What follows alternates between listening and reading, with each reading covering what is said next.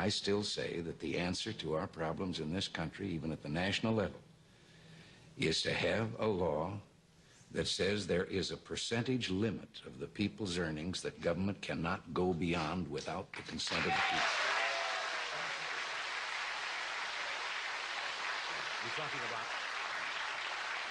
You're talking about the gross income of the country and how much they can appropriate for, that's right, for federal projects. See, when you and I were boys back in the Midwest, right, governments, federal, state, and local, were only taking about 15 cents out of every dollar earned.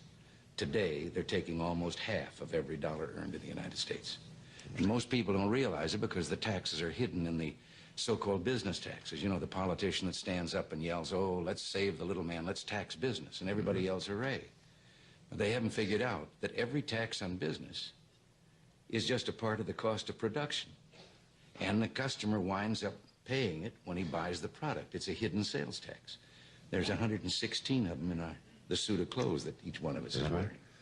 Suppose a lot of economists have suggested, and I don't know that it'll ever come to be in this country, that if they closed all of the loopholes and corporations and maybe tax loopholes and even on the rich certain loopholes and made a percentage income and made a flat fee without all of the deductions, that the government might raise as much money as they do now. Oh, sure.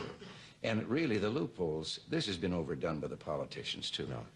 The bulk of the money that is taken by what are called loopholes are the legitimate deductions with which, if the people didn't have them, they couldn't pay their income tax. Interest on their mortgage, interest on the installments on their car, their property taxes on their home, if they have one, and so forth.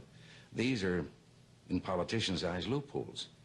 But we ought to have tax reform, and we ought to start by making it so simple that you don't have to hire a lawyer to find out how much you owe every year.